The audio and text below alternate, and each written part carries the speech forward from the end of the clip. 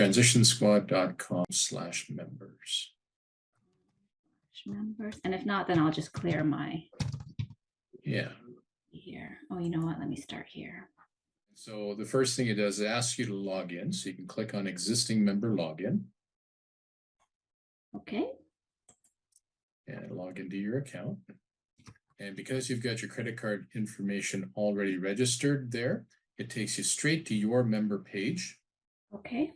And if you didn't have your account activated yet and credit card on file, etc., it would bring up some buttons that say, please activate your account, etc. But as a seller, you don't need to do that. You can go straight again to transitionsquad.com/members. But now that you're here, you can click on My Auctions. And you'll see that there has been an auction that's been assigned to you. Okay. Okay, so it's matched up to you. So you can click on the number, the 3001. And so what you see is something that looks like a glorified spreadsheet. Okay. On the right-hand side, you'll see all of your pictures, 1, 2, 3, 4, 5, 6. Mm-hmm. And then on the left side, you'll see all the different fields. We're just going to kind of look around the page and see what's happening here. So on the top, you're going to see Transition Squad auction status. Right now it says over. Right. But don't worry about that because later on we'll activate it and then it'll be online. Underneath that, you're going to see a legend for condition rating. Excellent is 5 stars, good average equals 4 stars, etc. Mm-hmm. So when we show these lots to the public, we actually use a star system to be able to indicate the condition of the item. Right. Right. So 1 is poor, 2 is below average, 3 is average, 4 is good or above average, and 5 is excellent. People often mistake the fact that, it's not new. And so they feel that, oh, well, I shouldn't be making it excellent. But no, you have to remember that this is a condition based on this being a secondhand item. Right. So we shouldn't shy away from making it excellent, because if it is in really great shape, then mark it excellent. Sure. Okay. Underneath that, you're going to see page 1. Mm-hmm. And if you click on that, right now there's only 8 items showing so far. We'll be adding more later on, but this will show you X number of pages based on 10 records per page. Sure. Okay. Now you can change it to 5 records a page, 20, or show all. And that depends on your internet speed, because every time you make a change, it's going to refresh the screen. Okay. And so if there's a lot of pictures and things that are being downloaded, and you have a slow internet connection, then it's better to use a smaller number of records per page. Okay. Okay. And try to avoid using all until the very end. Okay. Because you don't want it refreshing, 100 or 200 lots every time you make a change. So yeah, let's just go and show 5, and then you'll see. Okay, so now you can go under that page drop down, and it'll show you that there's 2 pages. So when you click on 2, it's going to show, the first page will show lot 1 to 5, and then 6 to 10, etc. Okay. Yeah. What we're going to do is we're going to take a scroll all the way to the right. And so here you've got all of these pictures, and you'll see underneath the pictures a little drop box for rotating. Okay. Yeah, so just click on that drop box, and you can see you can rotate the picture 90 degrees clockwise, 180, or 90 degrees counterclockwise. Okay. Okay. And to do the rotation, you simply need to select what item. Now, for the most part, when we are taking our camera and taking the photo, we're whether it's landscape or portrait, sometimes the camera tries to adjust for you. It's got a gyroscope built in nowadays. And so they've set this little flag called orientation, and sometimes it is not what you expect. Right. Right. And so what our system does try to correct for that when you do the upload. However, sometimes things may slip through the cracks. And so manually you got to go through, and if it does slip through the cracks, adjust it at that point. Okay. So let's try to take one of the pictures. Let's use that first photo. And let's change that to 90 degrees clockwise. Either one. Yeah. Okay. Now, it doesn't appear to have changed here, but it actually has on the server.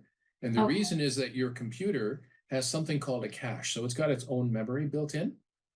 And so it's getting the same name of the photo. And so it thinks, oh, the photo hasn't changed.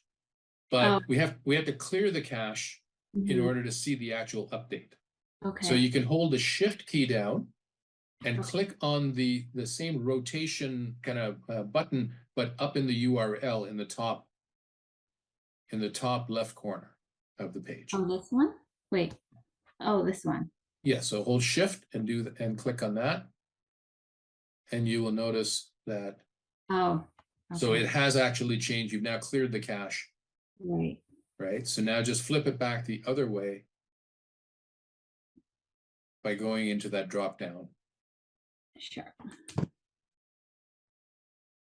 we'll go back. What is it? Counterclockwise. Yeah. And then there you go. Oh, I see. So it clicked it itself. Yeah, just shift and click that. So you got to use the shift key as well. Okay. Now, sometimes when you're taking your photos, we have the 5 photos of the item, and then your 6th is the reference photo. Yeah. However, if you don't have enough shots, enough angles and whatnot to do 5 photos of the item, then sometimes you might take dummy shots, or you may have duplicated it when you were working on it, right? And so you don't need to see duplicates, so you can click the remove button to remove that picture from the list. Now, don't click the remove button because it will go ahead and remove it. Right. We don't want to remove it. So if you have any extra duplicates or just dummy shots that you put in, or you copied it on your system, then you can click the remove, and that will keep it nice and tight. So it'll only show 4 pictures instead of 5 to the public. Okay. Now, what you should do is, as you're working on each lot, start by taking a look at all the pictures, correct them if necessary, and then go to work on the fields. Okay. Okay. Now, I'd like you to click on picture 1 of the first lot.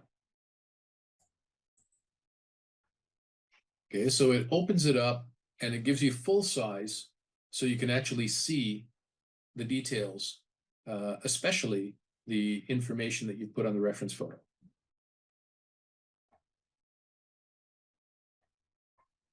So if you scroll all the way down, now you have the information which you can use to transpose and create your descriptions and name, etc.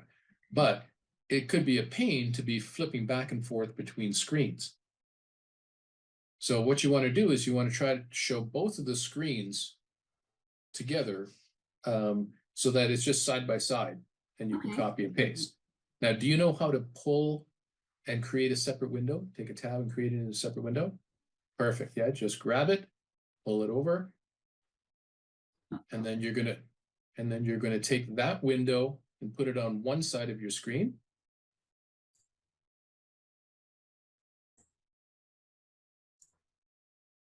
Where did that photo go?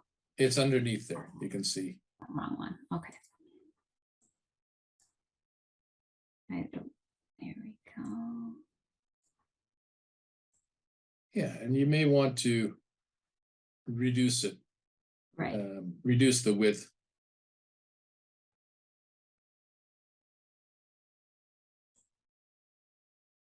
Okay. All right. So just take it, move it to the far right corner. Far right top corner. Yeah. Perfect. And then just make it a little bit longer. Taller so that you can see more of that. That's perfect.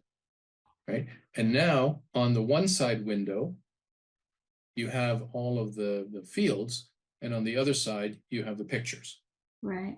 Okay. If you have a big enough monitor, you can make the left window a little bit wider. So you can see everything there. So you can see, all you need to see is kind of one little edge of the photo, of the first photos. Oh, okay. Yeah. So just try to move it over a little bit. There you go. That's a, yeah. And Okay. then just, okay. Mhm.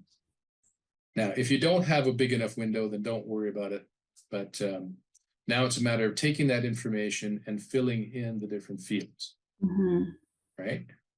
The first 30 characters of whatever you put in the name field will show up on what's on the gallery page, Right. right? Which is the main page where all the lots show up. So type in the information that you want to put for the name. The first 30 characters are the most important. So if there's a brand attached to it, like in this case, Spiegelau, or the, Black & Decker drill, or whatever, you want to put that brand in there, because that does impact the buying. Okay. Okay. And then after you enter that information in any of those form fields, hit the update button just underneath. Okay. So now you'll see that information that you had in the form field also goes in above that entry box. Right. Okay. Whatever's above that entry box is actually what's in the database.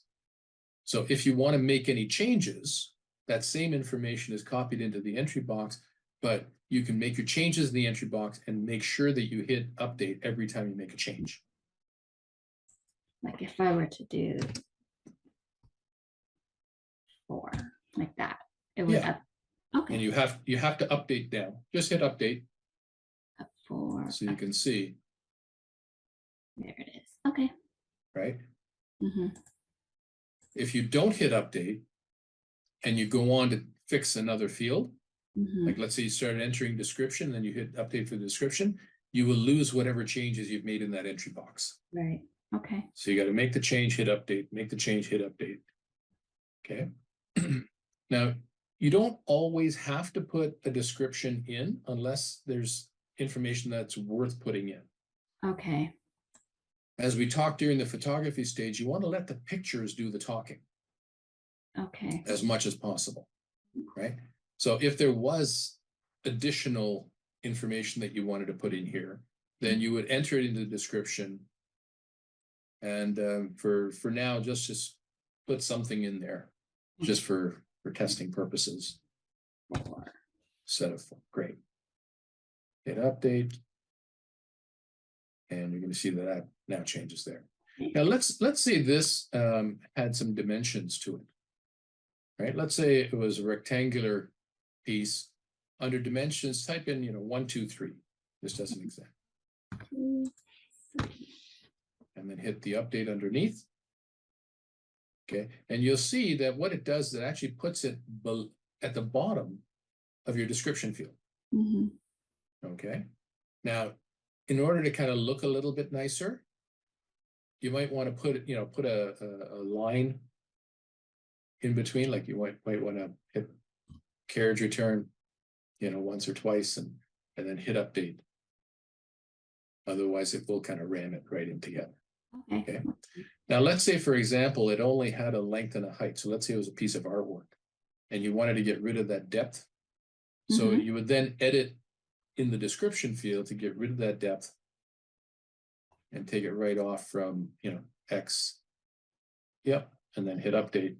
And so any changes to that dimensions, you would enter it right there. Okay.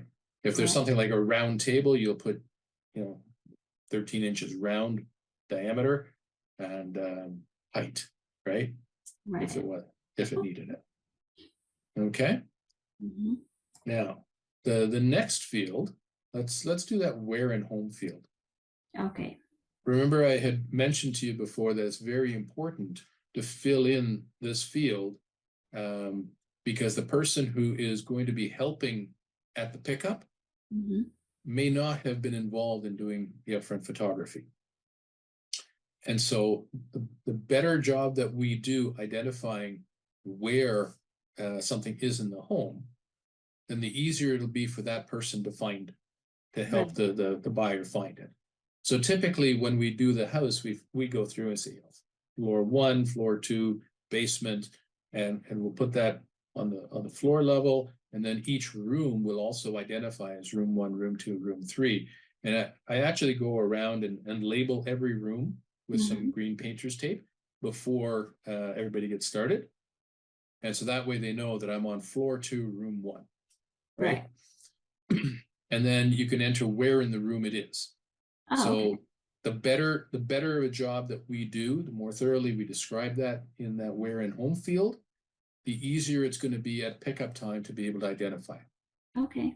Okay, because it's important to get the buyers who are coming in, get them in, get their stuff, get them out, because you've got a lineup forming outside of people who need to come in and get their stuff.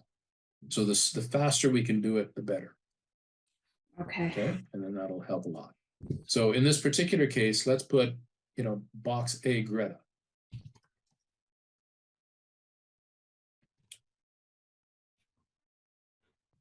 Right. So now we're going to know at the pickup of this particular auction that we're going to be getting it out of Greta's boxes, and this was in box A. Okay. Right. So I think you remember, we did box A, box B, box C, because they were in different boxes. And so this way we'll be able to identify very quickly, just to go into box A, find her items, right? Find her items. The next field is condition. So as we talked about earlier, this actually represents a number of stars on the client-facing side, on the public-facing side. So by default, we set everything to average, and by default, we set a minimum bid of everything for $10. Okay. So we can just go through and change to above average, below average, et cetera, et cetera. And oops, right now it is not allowing us to set a minimum bid. Give me 1 second. I'm just going to change the setting here. Anyways, I'm not going to change that right now. I'll set the date afterwards once we know when we're going to have this. But what will happen is the same thing on the minimum bid. You'll be able to set the minimum bid that you want, hit update, and that'll change the minimum bid. Now I'm just going through my notes here. So as far as how do we set the minimum bid? What's this item worth? Well, the answer to that is it's worth only what the market is willing to pay. Right. Right.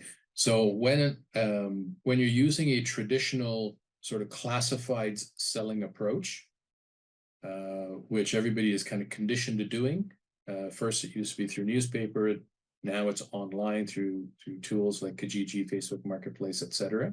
Right there, you kind of have to know what the value of the item is, or at least that this is what I hope to get for it. Right. And usually what happens is that, you say, this is what I hope to get for it. Most people, if they're serious, will come in, they'll give you an offer for something less than that. And then you negotiate somewhere in between. Right. So let's say you said, I want $100 for something. They may come in, they say, okay, I'll give you 50. And then you're going to negotiate to whatever level. Okay. Now that's, of course, if people are actually showing up and, if they're serious about it. Right. But they get to inspect the item before they actually make a purchase. We've got our buyers who are using our, website and our reputation to ensure that there's, that they're protected because they're buying it right off the internet without actually seeing it. Right. Right. They're only buying it based on the pictures and the descriptions that are entered, whether it's on a transition squad managed auction or whether it's a do-it-yourself client managed auction. Right. So as a result, we have this buyer protection policy that's in place. Now, the way you want to price these things is based on the minimum that you're willing to accept for it. Right. Okay. If you are a do-it-yourself seller managed client, then you're going to set it based on the minimum that you will accept. We have developed a system over the years that kind of standardizes how to set the starting prices. So the question isn't really what's my item worth, it's what's the minimum I'm willing to accept, right? Where should I start my bid at? Right. And so we've created a bucket system, $5, $10, $20, $40, and then a custom bucket. So if if the client says, I must have at least $100 for this item, otherwise I'm going to keep it, then they can use that custom bucket. But otherwise, 95% of things in most people's homes, you can easily start at $5, $10, $20, or $40. Because at the end of the day, if it's a desirable item, the prices are going to go up because people are going to compete for it. Right. Okay. If it's not a desirable item, or you've set the prices too high, well, the market's going to tell you something, and there's not going to be either as many or any bids on it. Right. So, if it's desirable, prices will go up organically because people will be competing for it. If it's not desirable, then it's going to get fewer bids or no bids at all. And again, that's the market telling us. We don't set those parameters, and neither does the seller. Right. Right. So it's just a matter of setting that, using that bucket system, or in some cases, this is the minimum I'm willing to accept for this item. Right. Now, a lot of people do get hung up on, well, I think it's worth this, or I paid so much for this. Well, you may have, but the market may not agree with you in terms of what they think it's worth. And if they don't agree with you, then again, you're going to fall into that no bids, or maybe even just one bid sort of thing, and there's not going to be much competition. Okay, so do you have any questions? No, so far No? so. Okay, so we've got the items there that are done right now, and what we can do is have you go ahead and fill all of these 8 out, and then as we add more to this particular auction, we'll let you know, and you can continue on going. Sounds good. Okay. Yeah. Great. If you have any questions, just send me an email or give me a call. Sounds good. All right. Take care. You Bye. too. Bye.